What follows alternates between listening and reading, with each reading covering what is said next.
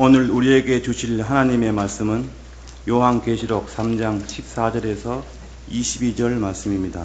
신약전서 402페이지입니다. 라오디게아 교회의 사자에게 편지하라. 아멘이시여 충성되고 참된 정인이시여 하나님의 창조의 근본이신 이가 이르시되 내가 너의 행위를 아노니 너가 차지도 아니하고 뜨겁지도 아니하도다. 내가 차든지 뜨겁든지 하기를 원하노라. 내가 이같이 미지근하여 뜨겁지도 아니하고 차지도 아니하니 내 입에서 너를 토하여 버리리라. 내가 말하기를 나는 부자라 부요하여 부족한 것이 없다 하나 내 공고한 것과 가련한 것과 눈먼 것과 벌거벗은 것을 알지 못하는도다. 내가 너를 권하노니 내게서 불로 연단한 금을 사서 부요하게 하고 흰 옷을 사서 입어 벌거벗은 수치를 보이지 않게 하고 안약을 사서 눈에 발라 보게 하라. 무릇 내가 사랑하는 자를 책망하여 징계하노니 그러므로 너가 열심을 내라 회개하라. 볼지어다 내가 문 밖에 서서 두드리노니 누구든지 내 음성을 듣고 문을 열면 내가 그에게로 들어가 그와 더불어 먹고 그는 나와 더불어 먹으리라. 이기는 그에게는 내가 내 보좌에 함께 앉게 하여 주기를 내가 이기고 아버지 보좌에 함께 앉은 것과 같이 하리라. 귀 있는 자는 성령이 교회들에게 하시는 말씀을 들을지어다. 아멘.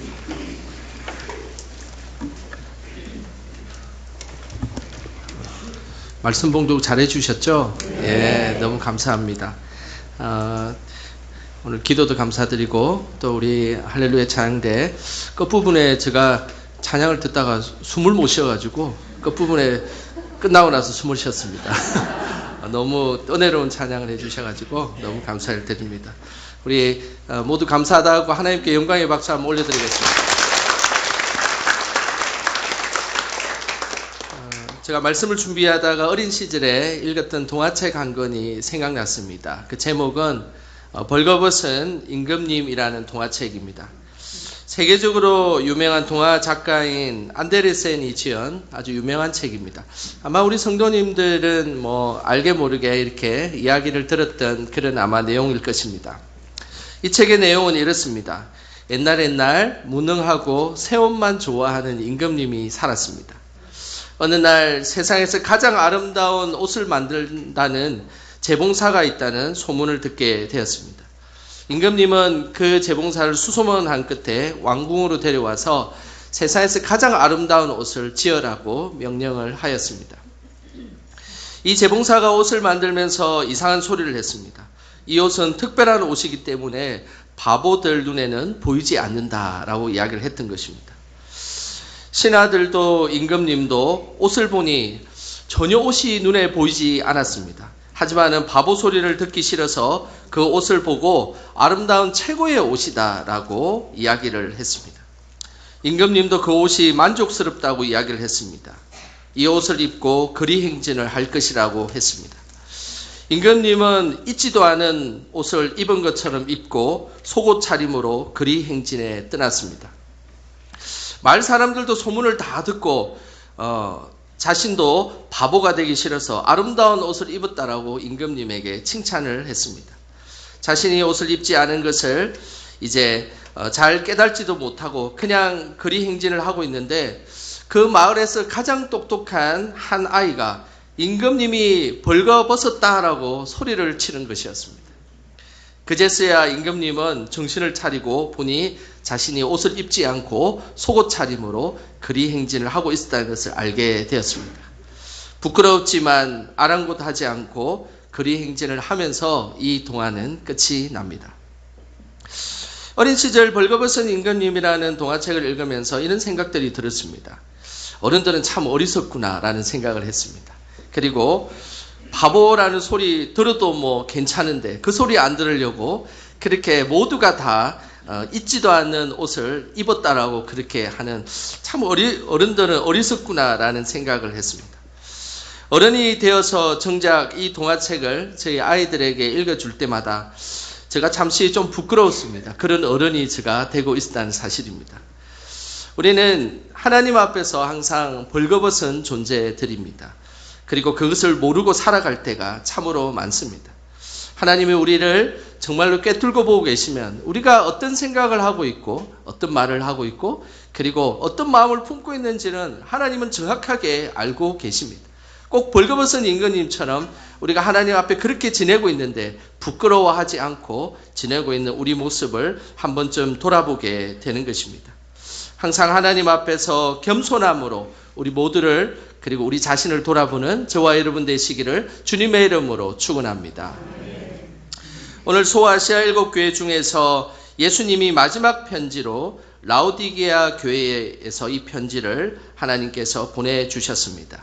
예수님께서 마지막으로 보낸 라오디게아 편지에 대한 말씀을 오늘 나눠보려고 하는데 예수님은 라오디게아 교회를 향해서 이렇게 말씀하셨습니다. 그 엄중한 말씀을 한번 들어보겠습니다. 17절 말씀입니다. 우리 같이 함께 읽겠습니다.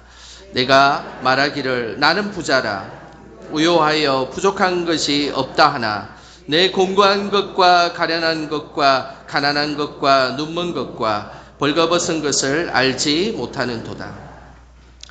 예수님은 라오디게아 교회 성도들을 평가했는데 영적으로 바라보니까 그들은 벌거벗은 모습을 하고 있지만은 깨닫지 못하고 있다라고 말씀하였습니다.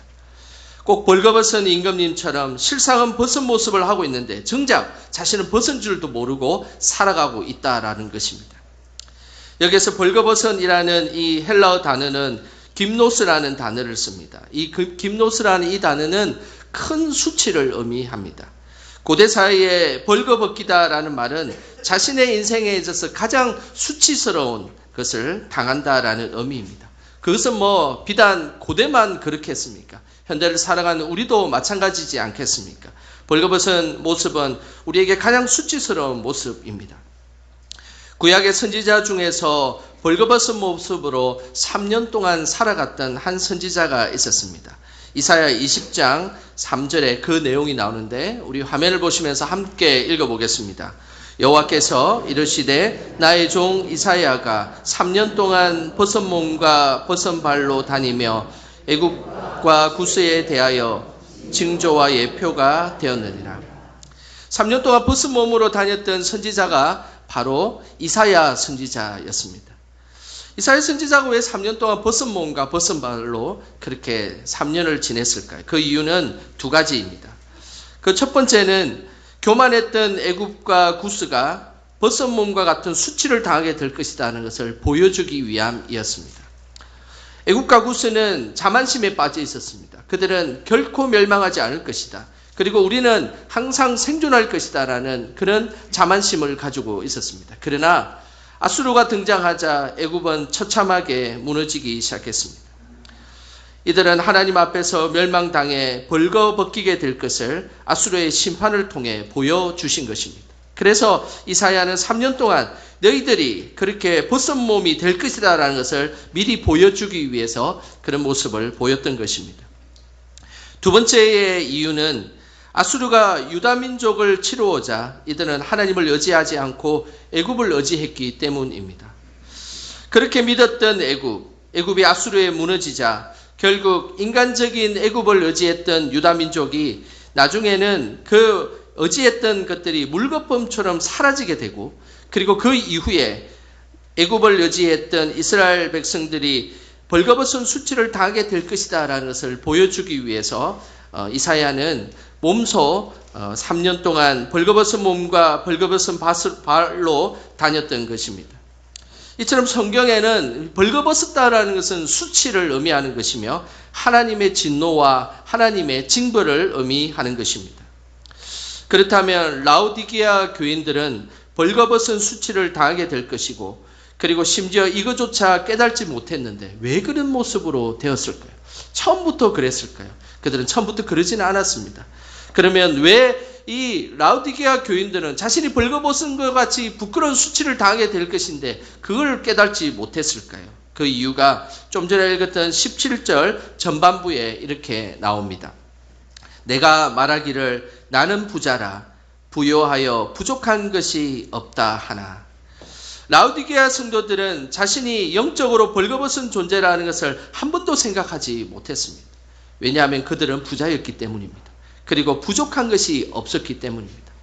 우리는 믿음 생활하다 보면 부족한 일이 있을 때 하나님을 찾을 때가 많습니다. 그리고 어떨 때는 질병의 문제, 물질의 문제, 관계의 문제, 여러 가지 복잡한 풀리지 않는 문제가 있으면 하나님 앞에 매달리고 기도하는 것이 우리들의 모습이지 않습니까? 그런데 오늘 라우디게아 성도들에게는 부족한 게 하나도 없었습니다. 이 부족한 것이 없다라는 이 말은 기도할 제목이 하나도 없었다는 말과 동일한 것입니다. 살아가면서 우리가 하나님 앞에 기도할 것들이 아무것도 없고 그냥 부족한 것 없이 평안하게 지내는 이 삶의 모습을 보자 오히려 예수님께서 말씀하시기를 그들은 벌거벗은 것처럼 있는데 수치를 당하게 될 것이다 라고 말씀하고 있는 것입니다. 이들은 최고의 명품 옷을 입고 있었던 부자였습니다. 라우디게아 지역은 로마 전 지역에서 가장 좋은 양털과 양가죽이 나오는 곳입니다. 2000년이 지난 지금도 이 티르키예 지역에 라우디게아 지역에 가면 양털로 만든 옷을 운영하는 최대 모직 공장이 지금도 들어서 있습니다. 지금 사진을 보는 것 같이 지금 이 공장은 터키 지역의 최대의 양털로 만든 옷을 만드는 공장입니다. 대단한 많은 양의 물량을 자랑하는 그런 곳입니다. 이곳에서 다양한 양털의 옷을 만들고 특별히 양가죽 옷을 잘 만드는 그런 나라로 또 유명하기도 합니다. 그래서 터키 지역에 여행을 떠난 순례객들이 여행을 가서 이 터키 지역에는 이 양가죽 옷을 잘 사오기도 합니다. 왜냐하면 그 양가죽의 품질이 아주 좋기 때문입니다. 그런데 이 티르키예 지역에서 제일 좋은 양가죽이 있는 곳은 바로 라우디게아 지역입니다. 그래서 라우디게아산 양가죽은 매우 좋은 품질을 자랑하는 그런 양가죽입니다. 그래서 2000년 전이나 지금이나 여전히 이곳에는 아름다운 명품 옷들이 가득하고 화려한 옷들이 가득한 곳, 그곳이 바로 라우디게아 교회에 있는 라우디게아 지역이었습니다.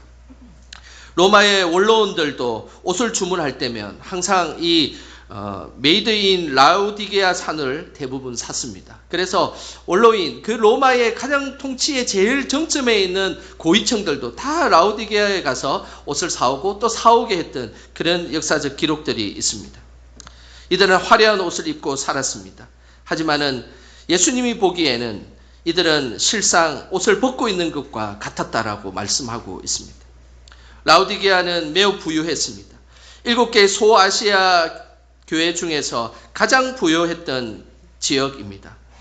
이전에 제가 4대 지역을 설명할 때 그곳에 금이 많이 나온 지역이다라고 했는데 기억이 나십니까? 기억이 나시면 고개를 한번 끄덕여 보십시오. 예, 감사합니다. 설교를 잘 들어주셔서. 4대 지역은 그야말로 강에 가서 채를 치면 그곳에 사금이 나왔던 그 아주 부유한 지역이었습니다. 그런데 4대 사람이 라우디게아 지역에 가면 그야말로 자신의 부를 자랑할 수 없어서 부족함을 느꼈던 지역이었습니다. 그만큼 이 라우디게아 지역은 4대보다 더 부를 자랑했던 지역이었습니다. 4대 지역은 금이 생산되는 원산지였다면 라우디게아 지역은 금을 팔아 이익을 남겼던 금융 도시였습니다. 또한 모든 길이 라우디게아를 통해 이어질 정도로 교통의 요충지였고 이 막강한 재력을 통하여서 강력한 군사력도 가지고 있었습니다. 그리고 양털과 양가죽 뿐만 아니라 목화도 많이 재배하여서 그곳에는 많은 이윤을 남길 만한 산업들이 번성한 도시였습니다. 라우디게아 지역이 얼마나 부자였냐면 당시에 AD 17년에 그 티르키예 지역에 어마어마한 대지진이 있었습니다. 대지진이 있고 난 뒤에 로마 정부가 지진을 복구하라고 각 지역마다 이제 지원금을 다 이렇게 줬는데 라우디게아 지역만큼은 우리에게 지원금 줄 필요 없다. 우리가 알아서 복구하겠다. 이렇게 이야기했던 그런 지역이었습니다. 그렇기 때문에 이들은 물질적인 풍요와 함께 자존심까지도 센 사람들, 그 사람들이 바로 라우디게아 사람들이었습니다. 이런 라우디게아의 풍습들, 문화와 정치와 경제 이런 다양한 것들이 고스란히 라우디게아 교회에도 영향을 미쳤던 것입니다. 그들은 동일한 마음으로 물질적 풍요로 인한 자존심이 센 사람들이 그곳에 똘똘 뭉쳐 있었습니다. 하지만 오늘 예수님께서 그들에게 영적 진단을 하셨습니다. 그들이 대단히 부유하고 자존심이 세고 그리고 부족한 것이 하나도 없이 지내지만 창조의 근본이 되시는 예수님께서 라오디게아 성도들을 보시면서 영적 진단을 하셨습니다. 그 영적 진단의 내용이 15절에 나옵니다. 우리 같이 15절 말씀 읽어보겠습니다. 내가 내 행위를 아노니 내가 차지도 아니하고 뜨겁지도 아니하도다. 내가 차든지 뜨겁든지 하기를 원하노라. 라오디게아 성도들에 대한 영적 진단을 해보니 그들은 차갑지도 않고 뜨겁지도 않은 미지근한 신앙을 갖고 있었다는 것입니다. 예전에는 이것을 이렇게 해석을 했습니다. 뜨거운 신앙은 성령 충만한 신앙이고 차가운 신앙은 식어버린 나쁜 신앙이다. 예전에 이렇게 해석을 했는데 이것은 반은 맞고 반은 틀렸습니다. 원어적으로 보면 뜨거운 신앙은 성령 충만한 신앙, 이 얘기는 맞습니다. 그런데 차가운 신앙은 나쁜 신앙이다라고 해석하는 것이 맞지 않고 차가운 신앙은 신선하고 생기가 넘치는 신앙이다라고 해석하는 것이 맞습니다.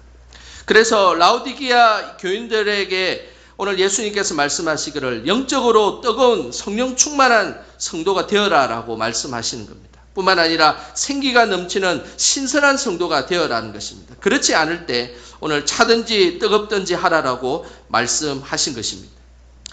예수님께서는 왜 이 물의 온도를 가지고 신앙을 판가름하시면서 신앙 상태를 말씀하셨을까요? 그 이유는 라오디게아 지역의 실제의 물과 관련이 있기 때문입니다.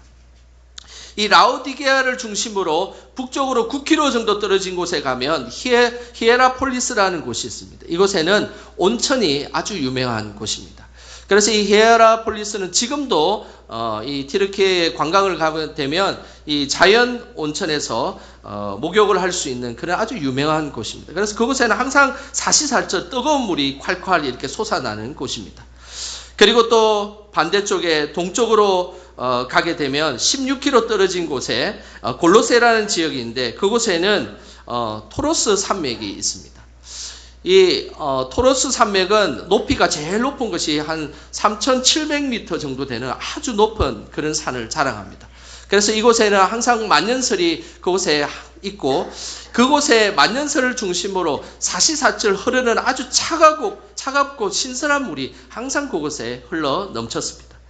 그러니 북쪽으로는 뜨거운 물이 콸콸 넘치고 동쪽에는 차가운 물이 콸콸 넘쳤습니다. 그래서 이 물이 귀했던 라오디게아 이 지역에서는 이 북쪽의 물과 그 다음에 동쪽의 물을 다 수로로 끌어당겨 가지고 그곳에서 물을 사용했던 그런 곳입니다. 그래서 수원지가 없었던 이 라오디게아 지역은 히에라폴리스의 뜨거운 물과 골로새에 있는 차가운 물을 공급받기 위해서 많은 재정을 통하여서 라오디게아의 지역에 물을 공급받았습니다. 실제로 뜨거운 물은 북쪽 9km에서 오고 그리고 차가운 물은 동쪽 16km에서 오다 보니까 뜨거운 물이 9km를 쭉 타고 오면 라오디게아에 도착하면 물이 어떻게 됐겠습니까? 다 식어 있겠죠. 미지근한 상태입니다. 뿐만 아니라 북쪽에 있는 아주 차가운 만년설에서 내려오는 그 물도 이렇게 쭉 16km를 수로를 타고 오다 보면 그곳에 도착할 쯤이면 차가운 데는 온데간데 없이 미지근한 물로 바뀌어져 버린 것입니다. 그래서 이 물의 온도를 가지고 신앙 상태를 비유했던 예수님의 말씀은 당시 라오디게아 성도들은 너무나 찰떡같이 알았던 그런 말씀이었습니다. 우리의 신앙은 좀 어떻습니까? 우리의 신앙은 혹시 미지근한 모습으로 살아가고 있지는 않습니까? 오늘 하나님께서는 우리의 신앙이 식지 않도록 성령 충만함을 유지하라라고 말씀하고 있습니다. 또한 우리의 신앙이 관습적으로 매너리즘에 빠져서 그냥 흘러가는 대로 그냥 앉아있는 그런 신앙이 아니라 항상 새로움을 유지하고 우리가 처음 예수님을 알았고 새신자와 같은 그런 마음으로 항상 살아가는 것, 이것이 예수님께서 원하시는 믿음의 모습임을 우리에게 말씀하고 있는 것입니다. 우리 영광의 성도들 모두가 뜨거운 성령 충만한 신앙과 함께 신선한 신앙을 다 유지하시기를 주님의 이름으로 축원합니다. 예수님은 뜨거운 열정이 식어버리고 매너리즘에 빠져 습관적으로 신앙생활을 하고 있는 병든 라오디게아 교인들을 향해서 매우 중요한 처방전을 내셨습니다. 예수님이 신앙 회복을 위해서 어떤 처방전을 내셨는지 그 세 가지가 18절에 나옵니다. 우리 18절 말씀 같이 함께 읽어보겠습니다. 내가 너를 권하노니 내게서 불로 연단한 금을 사서 부요하게 하고 흰옷을 사서 입어 벌거벗은 수치를 보이지 않게 하고 안약을 사서 눈에 발라 보게 하라. 세 가지가 등장하는데 외울 수 있겠습니까? 저 첫 번째는 뭐가 등장합니까? 연단한 금이 등장하고, 두 번째는 뭐가 등장합니까? 흰옷이 등장합니다. 그리고 세 번째는 뭐가 등장합니까? 안약이 등장합니다. 예. 이 세 가지가 있을 때 이제 미지근한 신앙이 탈출할 수 있다라고 오늘 예수님께서 말씀하셨습니다. 그 첫 번째 연단한 금. 연단한 금은 재련된 금을 의미합니다. 용광로에 금이 들어가고 철이 들어가면 그곳에 불순물이 다 빠지고 순도 99.999%의 아주 순도 높은 금이 나오게 되어 있습니다. 신앙의 불순물을 제거할 수 있는 방법은 성령의 용광로에 태워지는 것입니다. 인간적인 힘으로, 나의 다짐으로, 나의 일기로 나의 어떤 그런 죄악된 모습과 우리의 불순물을 뺄 수는 없습니다. 우리가 성령의 깊은 은혜를 받고 성령의 충만함을 받고 성령의 용광로에 그 속에 들어가게 될 때 그제서야 우리가 하나님 앞에 우리의 죄와 불순물이 다 온데간데 없이 사라지게 되어 있습니다. 그것이 바로 오늘 하나님께서 말씀하시는 연단의 금을 받는 모습입니다. 나의 감정과 생각은 줄어들고 그리고 오직 성령의 열정과 지혜가 커지는 사람이 바로 연단의 금을 사서 부요하게 되는 사람입니다. 차갑게 식어버린 우리 믿음 속에 늘 성령의 충만함으로 뜨겁게 달구어지는 우리 믿음이 되시기를 주님의 이름으로 소망합니다. 두 번째 예수님의 약은 흰옷입니다. 흰옷은 보혈의 피로 씻겨진 우리의 마음을 의미합니다. 철저하게 우리가 죄인임을 인정하고 예수님의 피를 의지하며 회개할 때 우리는 흰옷을 입게 되는 것입니다. 그 당시에 라오디게아 지역에는 2000년 전에 라오디게아 사람들은 검은 옷을 입기를 좋아했습니다. 검은 옷을 통해서 자신의 부를 드러내기도 하고, 그래서 아주 영롱한 검은 옷을 입으면 명품 옷으로 그들은 취급했습니다. 라오디게아 사람들은 자신의 수치를 가릴 수 있다고 생각했습니다. 검은 옷을 입고 명품 옷을 입고 아름다운 옷을 입으면 자신의 수치를 잘 가릴 수 있다고 생각했습니다. 그러나 예수님의 그 눈에는 그들이 수치를 가릴 수 없음을 말씀하였습니다. 더럽고 추악한 몸을 검은색으로 가린다고 수치가 사라지는 것이 아닙니다. 인간적인 방법으로 죄를 덮을 때 오히려 그곳에는 죄에 대한 악취가 더 날 뿐이지 그 죄의 문제는 해결될 수 없습니다. 오직 예수 그리스도의 보혈의 피만이 우리의 죄의 문제를 해결할 수가 있게 되는 것입니다. 그 죄 예수 그리스도의 보혈의 피로 우리의 심령이 깨끗하게 될 때 그제서야 이제 흰옷을 입고 하나님을 높이는 믿음의 사람이 된다는 것입니다. 요한계시록 7장에 보면 14만 4천 명이 천국에서 예수님을 경배하는 장면이 나옵니다. 그 경배하는 그 장면에 보면 구원하심이 보좌에 앉으신 어린 양께 있다라고 하나님을 찬양하는데, 그 찬양하는 그 성도들이 입었던 옷이 있습니다. 그 옷이 바로 흰옷이었습니다. 그 흰옷을 입고 하나님을 찬양하는 그 성도들의 모습을 보면서 한 장로 중 한 사람이 이런 질문을 했습니다. 요한계시록 7장 13절과 14절 말씀입니다. 우리 같이 함께 읽어보겠습니다. 장로 중 하나가 응답하여 나에게 이르되 이 흰옷 입은 자들이 누구며 또 어디서 왔느냐? 내가 말하기를 내 주여 당신이 아시나이다 하니 그가 나에게 이르되 이는 큰 환난에서 나온 자들인데 어린 양의 피에 그 옷을 씻어 희게 하였느니라. 흰옷은 어떻게 만들어진다라고 되어 있습니까? 어떤 것에 씻김을 받아야 된다라고 말씀하고 있습니까? 어린 양의 피라고 말씀하고 있습니다. 어린 양의 피만이 우리를 깨끗하게 흰 모습으로 하나님 앞에 나가게 하는 것입니다.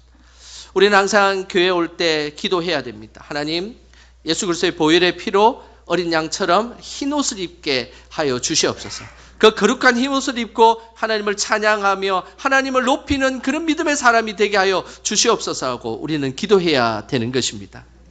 우리 모두 예수 그리스도의 보혈의 피로 늘 마음을 정결케 하기를 주님의 이름으로 소망합니다. 세 번째 마지막 약은 안약입니다.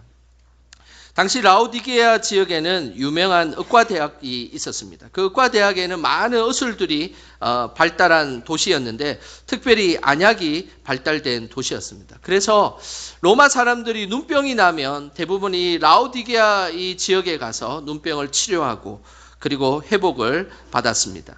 안약의 특효약인 원료가 라오디게아에서 나왔기 때문입니다. 오늘 예수님께서 영적인 눈이 어두워져 있는 라오디게아 성도들을 향해서 안약을 사서 눈에 발라보게 하라라고 말씀하였습니다. 이 안약은 바로 우리가 하나님 말씀을 통하여서 영안이 열려지게 되는 것입니다. 똑같은 말씀을 보고 예배를 드려도 영안이 열려지지 않으면 우리는 은혜를 받을 수가 없습니다. 그러나 영안이 닫혀 있지 않고 영안이 활짝 열려 있는 사람들은 항상 은혜를 받게 되어 있습니다. 그래서 우리는 항상 기도할 때 하나님 우리의 영안을 열어주셔서 어떤 순간에도 하나님의 말씀을 통해서 은혜를 받게 하여 주시옵소서. 그리고 기도를 통하여서 늘 하나님의 그 귀하신 은혜를, 신령한 은혜를 경험하게 하여 주시옵소서라고 우리는 기도해야 되는 것입니다. 열왕기하 6장에 보면 엘리사와 그의 종 게하시의 말씀이 나옵니다. 엘리사의 종이 아침에 일어나 보니 엘리사를 잡으러 아람 군사들이 성을 삥 둘러싸고 있는 것을 보게 되었습니다. 너무너무 무섭고 두려웠습니다. 하지만은 엘리사는 하나도 두려워하지 않고 걱정하지 않는 모습을 보고 그 종이 엘리사에게 물었습니다. 어떻게 그렇게 할 수가 있냐? 그러니까 엘리사가 하는 이야기가 아람 군사보다 더 많은 하나님의 군대가 있다라는 것입니다. 엘리사는 자신의 종 게하시가 두려움을 가지고 있자 영적인 눈이 열리도록 기도해 주었습니다. 그 장면이 열왕기하 6장 17절에 나옵니다. 우리 같이 한번 읽어보겠습니다. 기도하여 이르되 여호와여 원하건대 그의 눈을 열어서 보게 하옵소서 하니 여호와께서 그 청년의 눈을 여심해 그가 보니 불말과 불병거가 산에 가득하여 엘리사를 둘렀더라. 엘리사가 기도하자 이 종의 영안이 활짝 열렸습니다. 육의 눈으로 봤을 때는 엘리사를 둘러싸고 있는 아람 군대만 보였습니다. 그런데 영적인 눈이 띄자 그 아람 군대를 또다시 둘러싸고 있는 하나님의 군대를 보게 됐습니다. 그 하나님의 군대는 더 강력한 불말과 불병거로 그 아람 군대를 둘러싸고 있는 모습을 보게 된 것입니다. 결국 하나님의 영적인 눈이 띄어지자 하나님의 임재를 경험하게 되었다는 것입니다. 우리는 항상 하나님의 임재를 경험하며 우리 모두 영안이 열려서 하나님의 살아계심을 맛보기를 소망합니다. 우리의 눈은 항상 열려 있어야 됩니다. 영적으로 열려 있어서 우리가 어떤 순간에도 하나님의 은혜를 받는 사람이 되어야 하는 것입니다. 예수님이 주신 연단한 금, 흰옷, 그리고 이 안약, 이 세 개의 처방을 받아 믿음이 새롭게 되었을 때 예수님은 이런 새로움을 가진 백성들을 향해서 놀라운 축복의 약속을 하셨습니다. 그 축복의 약속이 21절에 기록되어 있습니다. 우리 같이 함께 읽겠습니다. 이기는 그에게는 내가 내 보좌에 함께 앉게 하여 주기를 내가 이기고 아버지 보좌에 함께 앉은 것과 같이 하리라. 예수님이 처방해 주신 금과 흰옷과 안약을 통하여서 우리의 믿음이 다시 새롭게 되면 오늘 주시는 축복은 하나님의 보좌에 함께 앉을 수 있는 축복을 주신다는 것입니다. 지금까지 소아시아 6교회에 주신 축복은 생명책에 우리의 이름이 기록되어 있는 축복을 이야기하셨습니다. 그리고 그 생명책의 이름이 결코 지워지지 않을 것이다라고 말씀하셨습니다. 그런데 이보다 더 놀라운 축복, 그 축복도 대단한 축복이지만 오늘 라오디게아 성도들에게 주신 축복은 예수님께서 우리가 하나님의 보좌 앞에 함께 앉을 수 있는 축복을 주신다라는 것입니다. 하나님 보좌 앞에 함께 앉는 축복은 무엇입니까? 그것은 바로 예수님과 함께 왕노릇 할 수 있는 축복입니다. 단순히 천국 백성이 되는 것을 넘어서서 예수님의 이름으로 명령할 때 사탄과 마귀가 결박이 풀어지고 사탄과 마귀가 떠나가고 그리고 병이 낫게 되는 역사를 경험하게 된다는 것입니다. 또한 예수 그리스도의 이름으로 복음을 전할 때에 회개하고 그리고 복음을 받아들이는 역사가 일어나게 된다는 것입니다. 이런 놀라운 축복이 바로 예수님께서 우리에게 주시는 축복입니다. 이런 축복이 우리 안에 경험되어지기를 소망합니다. 예수님은 오늘도 미지근한 신앙을 보이고 있는 우리에게 찾아와서 문 밖에서 노크를 합니다. 똑똑 이렇게 두드려서 노크를 하십니다. 아무개야, 이제 믿음의 문을 열지 않겠냐? 오랫동안 내가 기다렸다. 나와 함께 더불어 먹으면서 영적 교제를 나누지 않겠느냐라고 말씀하십니다. 오늘도 우리를 사랑으로 초대해 주시는 예수님을 따라 미지근한 신앙이 아니라 새롭고 뜨거운 열정 가득한 신앙으로 살아가는 저와 여러분 되시길 주님의 이름으로 축원합니다. 기도하겠습니다. 신실하신 하나님, 미지근한 믿음을 가진 우리를 열정의 자리로 인도해 주셔서 감사드립니다. 세상과 하나님 사이에 고민하는 저희들이 아니라 하나님만 바라보며 은혜의 보좌 앞에 담대히 나아가는 우리 모두가 되게 하옵소서. 하나님과 영적인 교제를 나누는 기쁨이 있게 하시고 우리의 눈이 열려서 하나님의 은혜를 경험하게 하옵소서. 예수님의 이름으로 기도드립니다. 아멘.